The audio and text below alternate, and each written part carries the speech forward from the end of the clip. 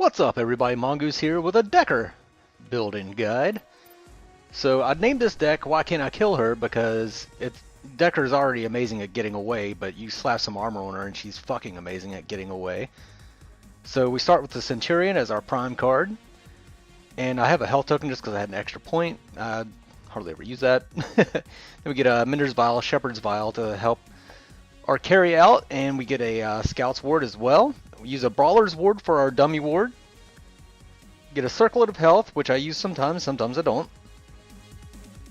And Lord's Ward with 2 lesser healths and a basic spark. A Snakevine Mesh with 2 minor barriers and a minor cast. Spiked Bone Plate with 2 major guards and a major cast. Then a Thorn Greenweave with 2 major barriers and a major cast. Venom Shell with 2 minor guards and a minor cast. Quenching Scales with 1 lesser health and 2 lesser chronos. Chronomancer's Disc with 2 sparks and a major cast. Honor the Pure with no upgrades. And a Purity Sensor with a mana and 2 minor manas. So I usually replace the Quenching Scales with Honor the Pure later on in the game because you get more value out of the shield from Honor the Pure than you will from the heal of Quenching Scales, but early game Quenching Scales is really good. And I use the Snakevine Mesh and the Venom Shell early because I can differentiate between that and the Spiked Bone Plate so that I don't accidentally pick the wrong card, and I do have the cards for it. So we start off by picking up our dummy ward.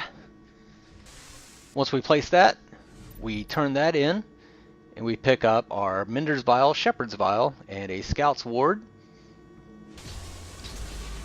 This is our first major decision point when we back. We can pick up a ward or we can pick up a Circlet of Health. Depends on the game and your situation. I'm up against bots this game, so it doesn't really matter. I did bots so I could just finish out the entire build. I still wasn't able to. You're not gonna go full build on Dekker. It's not gonna happen.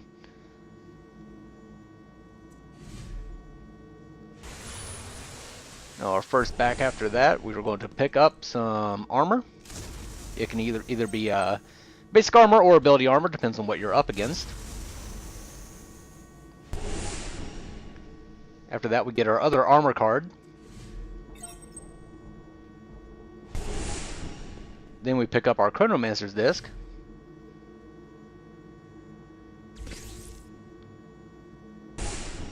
After the Chronomancer's Disc, I usually pick up the Purity Sensor. And then I will also, at this point in the game, probably turn in the Quenching Scales and pick up an Honor the Pure. As we do right here.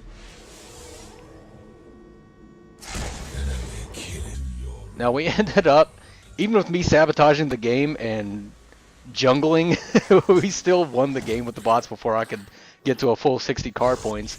But at the end you would replace your early game armor cards with your late game armor cards, so that would be the full build. I apologize. I've played several bot games and I cannot get the 60 card points on Dekker. If you get the 60 card points on Dekker, it's been a long game. So here's some footage from an actual game against real people, and this is the first thing I wanted to highlight. We come in, our Sparrow is being very aggressive. We land a pretty good stun here. Now notice we hold our auto attacks and we let our Sparrow pick up that last hit. We definitely could have killed her if we would have auto attacked her one time, but it's more important that your carry gets the CXP from the last hits on kills. This is a pretty big mistake on my part. After looking at this, I realized what I could have done differently. I go in and face check the enemy team in an attempt to catch them in a wall, and I get silenced by Richter and then destroyed by Crunch. What I should have done, what would have been much safer, is if I would have simply gone around the stairs on the safe lane tower and dropped the wall over the edge. That way I could have done so in safely and it would have had the same effect. Instead I do that and a lot of people on our team get killed and it was just bad. So hopefully I'll learn from my mistake, and if that situation ever occurs again, I'll do what I said with the stairs. Here we are in lane. We've got the tower down. Sparrow was being very aggressive, so we helped her out with a stun on Belica, and we threw the wall so that she could get away, and she just walks right through it. She's being very aggressive, so I go and try and keep up with her and help out. Crunch comes in behind her. She luckily comes back towards me, so good on her. We're able to stun the Crunch. She gets away from that BS. But then our Countess goes in, starts getting fucked up by Crunch, so we slow him down as much as we can. And our Sparrow is able to take Crunch out. So we rotated with the team instead of I stuck with the Sparrow. I had faith in her, and she came through for me, and I'm very happy about that.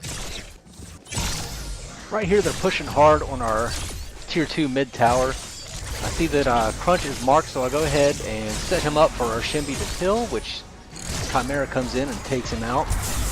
And then Chimera is in quite a bit of trouble. The Seraph is coming in after him, so we use our quenching scales to heal him up a little bit, and more importantly, it gives him that basic armor, allows him to survive with his own healing. Now he goes back in for some reason, and he gets killed, but you know, we saved him for a little bit.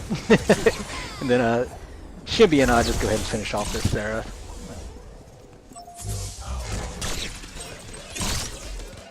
Right here, we're kind of trying to defend the tower on our own, which this build has no real damage in it at all. So I'll go ahead and stun this Richter and back up. Our Sparrow pounces on him like a panther. So I jump, expecting that hook. I jumped and throw the ultimate down, which ultimately did nothing. But Sparrow is able to pick up the kill. Now they're pursuing her hard, so I heal her up, which makes Belica back off immediately since I'm there and the Sparrow is healed up. And this gives Sparrow the chance to re-engage into the fight. The Seraph is very low. Chimera comes in, picks her off pretty easy, and our Sparrow is able to keep farming the lane and keep getting that CXP because we were able to heal her up with the quenching scales. Our Chimera has the blue buff and decides to go balls deep. You know how Chimeras do. So he ends up going after this Crunch, so I stun the Crunch. Seraph comes in, make sure Crunch can't get away, and I'm trying to it's a defensive wall too. Seraph goes on me, but because I have so much armor, she can't deal that much damage, and I got them mad Dekker jukes, so she just gives up, just goes away. Shinbi comes in to try and deal some damage. I slow them down so that they can't catch up to our poor little Shinbi, and it was a pretty good play. This is probably my favorite play of the entire game. I see that our Chimera is pushing hard into their right lane. Their entire team is up. We don't see any of their team, and this motherfucker, like I said, he's a Chimera. He's going balls deep. So we try and situate ourselves where we can help him without getting killed ourselves. He's coming around. I see where he's going, so I throw the wall, and bam! Look at all of them. Look at them. They had to have been so pissed off right there. I love it. Love Dekker.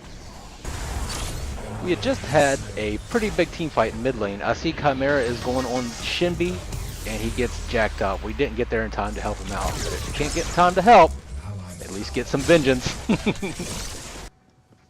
Here's a little trick I wanted to highlight. You can jump over that so that you don't get blasted over to the other edge and pick up kills that way. So you don't have to take the jungle boost. I wanted to highlight this next play because on the surface it looks like a pretty dumb move. So we get the Shinbi, we go ahead and wall her in. I wish I could have gotten Belica, but in game like this, when you're pushing for the win, it's fine to use your wall on one person to secure that kill so that you can ultimately go in and win the game. So we push up after that. We go ahead and we win the game. I've been on a bit of a roll lately. I certainly don't win every game I play, that's for sure, but I have been doing pretty well. I really like that Dekker build. The survivability was great on it. It made it to where they didn't even want to engage on me. We end up with 3 kills, 3 deaths, and 32 assists. I think that's a new record for me. So if you liked the video, do me a huge favor and hit that like button for me. It costs you nothing and helps me out quite a bit. And if you want to see more of these build-in guides, click on that Screaming Mongoose head at the bottom of your screen. But for now, this is Mongoose signing off. You stay classy, Internet.